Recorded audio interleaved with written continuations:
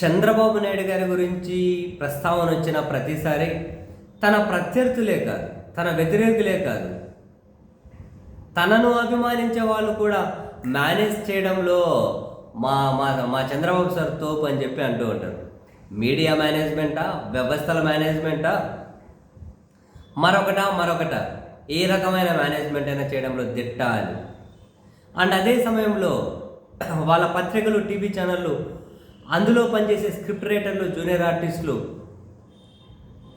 వీళ్ళు కూడా బాబోయ్ వాళ్ళ నోరు, ఆ నోటికి ఏది వచ్చిన అబద్ధాలు, ఏది పడితే అది అని జనాల మీదకు ఎగబడడాలు, మొత్తం తప్పుడు దుష్ప్రచారం, విష ప్రచారం చేయడాలు ఏ స్థాయిలో ఉంటుంది అని అంటే, అండ్ వీళ్ళ మేనేజ్మెంట్ ఏ స్థాయిలో ఉంటుంది అంటే, ఒకానొక సందర్భంలో అనిపిస్తుంది ఇప్పుడు అమెరికా అధ్యక్షుడిగా డొనాల్డ్ ట్రంప్ తీసుకుంటున్నటువంటి కొన్ని నిర్ణయాలు ఏవైతే ఉంటాయో ఆ నిర్ణయాలను తనకు పూర్తిగా వత్తాసు పలుకుతున్నటువంటి అక్కడి పత్రికలు, టీవీ ఛానళ్ళు, అక్కడి మీడియా అయినా ఒకసారి లేకుండా ఒకసారి అయినా కనుక ప్రజా వ్యతిరేక విధానాలు అయితే వాటిని పాయింట్అవుట్ చేస్తారేమో, వాటిని క్వశ్చన్ చేస్తారేమో.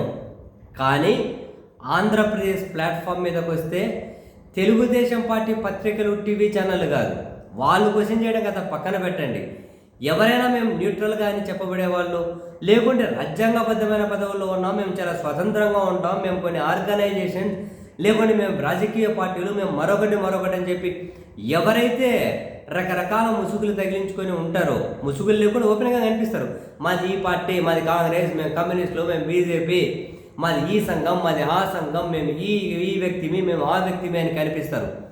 వాళ్ళు కూడా ఆంధ్రప్రదేశ్లో జరిగే ఏ ప్రజా వ్యతిరేక విధానం మీద కానీ, ఆంధ్రప్రదేశ్లో జరిగే ఏ ఘోరం మీద కానీ కనీసం నోరు కూడా తెరిచి మాట్లాడలేరు, నోరు తెరిచి క్వశ్చన్ కూడా చేయలేనంత మేనేజ్ చేస్తున్నారు. అంటే బహుశా ఈ మేనేజ్మెంట్ను అమెరికా అధ్యక్షుడు డొనాల్డ్ ట్రంప్ ప్రశంసించినా కూడా తక్కువేనేమో. దేని గురించైనా చూడండి, ప్రతి మంగళవారం వేల కోట్ల రూపాయలు చంద్రబాబు నాయుడు గారి ప్రభుత్వం అప్పు చేస్తూ ఉంటే కనీసం ఒక్కరైనా కూడా ఇన్ని వేల కోట్ల అప్పు చేసి రాష్ట్రాన్ని ఏం చేద్దామనుకుంటున్నారు అని ప్రశ్నించిన వాళ్ళు ఎవరైనా ఉన్నారా?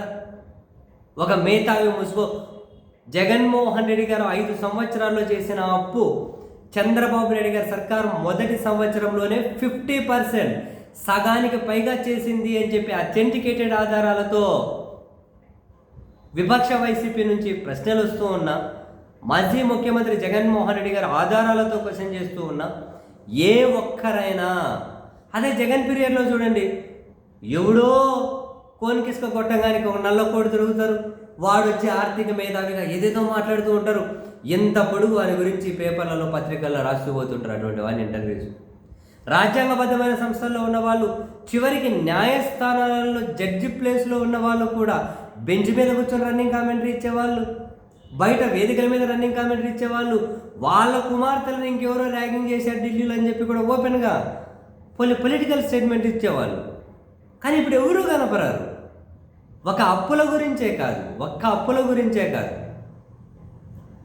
ఆంధ్రప్రదేశ్లో జరిగే ఎన్ని దాడులు, దౌర్జన్యాలు, ఆంధ్రప్రదేశ్ ఆర్థిక వ్యవస్థ ఏ విధంగా మైనస్ అయిపోతుంది, ఏ విధంగా జీఎస్టీ వసూలు డౌన్గ్రేడ్ అయిపోతున్నాయి, గ్రోత్ ఏమైపోతుంది, అంతేనా?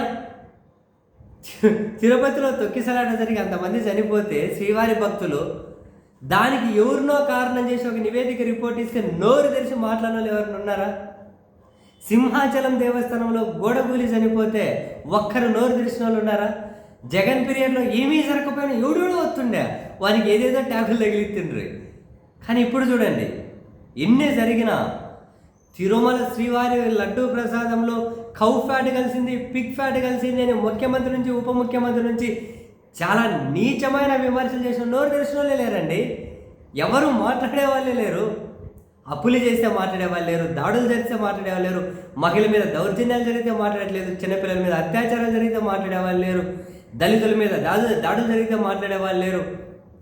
తల్లికి వందనం అని కేంద్రం ఇచ్చేది ఎస్సీ ఎస్టీలకు పంపిస్తామని చెప్పి చెబుతూ ఉంటే, ఎస్సీ ఎస్టీలు తప్ప అందరికీ వచ్చిందట 13,000, వీళ్ళకి 5,000, 8,000, 10,000 జమ చేశారట. మిగతా ఏంటంటే కేంద్రం నుంచి వచ్చి మళ్ళీ ఇస్తామన్నారట. మరి దళితులకు హక్కుగా రావాల్సింది ఆ డబ్బులు మళ్ళించిస్తున్నారు అని చెప్పి అన్నా నోరు తెరిచి అడిగిన వాళ్ళు లేరు. దళిత అధికారులను ఏమన్నా అన్నా నోరు తెరిచి అన్న వాళ్ళు లేరు. సీనియర్ డీసీ ర్యాంక్ అధికారులకు అన్యాయం జరుగుతున్నా నోరు తెరిచిన వాళ్ళు లేరు. కులం పేరుతో దాడులు జరుగుతున్నా, కులం పేరుతో ఎలివేతలు, పిఠాపురంలో అయితే కులం పేరుతో ఎలివేతలే చూసాం. ఏరే ఎక్కడ ఒక్కరు నోరు తెరిచిన వాళ్ళు ఎవరైనా కనిపించారా? నిరుద్యోగ భృతి సూపర్ సిక్స్లు అటకెక్కిస్తే అడిగిన వాళ్ళు లేరు. ఆడబిడ్డ నీరు అటకెక్కిస్తే అడిగిన వాళ్ళు లేరు. ఎవరు నోరు తెరిచి ఫీజు రియంబర్స్మెంట్ ఇవ్వకపోతే అడిగిన వాళ్ళు లేరు. వైద్య ఆరోగ్యశ్రీ ఏమైందని చెప్పి అడిగిన వాళ్ళు లేడు. అసలు నోరు తెరిచి అడిగిన వాళ్ళు ఒకరు చూపెట్టండి, ఏంది క్వశ్చన్ చేసిన చూపెట్టండి. బాబోయ్ బాబోయ్ బాబోయ్, నిజంగానే ఈ మరి తెలుగుదేశం పార్టీ పత్రికలు, టీవీ ఛానల్ వాళ్ళ నోర్లకు భయపడతారా? వాళ్ళ విష ప్రచారానికి భయపడతారా? వాళ్ళ దుష్ప్రచారానికి భయపడతారా? లేదు, మనోళ్ళు ఏం చేసినా సమ్మగానే ఉంటుంది, మనోళ్ళు తప్పులు చేస్తే మనం నోరు తెరవకూడదని చెప్పి ఏమైనా నియమం పెట్టుకుంటారా? మళ్ళీ వీళ్ళకు వ్యతిరేకంగా ఏదైనా కనిపిస్తే, వీళ్ళకు వ్యతిరేకులు ఏదైనా రవ్వంత తప్పు చేస్తే ఎవడెడో వస్తాడు, ఎదుదో మాట్లాడతారు. నలపరెడ్డి ప్రసన్న కుమార్ రెడ్డి ప్రశాంత్ రెడ్డిని ఏమో అన్నారంట అని దాని మీద ఢిల్లీ నుంచి గల్లీ వరకు ఎవరెవరో ఇచ్చిరి, ట్విట్టర్లో ఎవరెవరో ట్వీట్లు చేసిరి. వామ్మో వాహమ్మో, ఎలా ఈ అద్భుతాలు సాధ్యం? ఈ అద్భుతాలు ఎలా సాధ్యం? ఈ మేనేజ్మెంట్ ఎలా సాధ్యం? దేని ద్వారా మేనేజ్ చేస్తారు? ఏం పెట్టి మేనేజ్ చేస్తారు? నీ పాసుల వేరే వాళ్ళ కథ పక్కన పెట్టండి, న్యూట్రల్గా ఉన్న వాళ్ళు వేరే వాళ్ళ కథ పక్కన పెట్టండి. రాజకీయ పార్టీలు ఆంధ్రప్రదేశ్లో కాంగ్రెస్ పార్టీ దాని అధ్యక్షురాలు వచ్చి జగన్నే తిడుతుంది.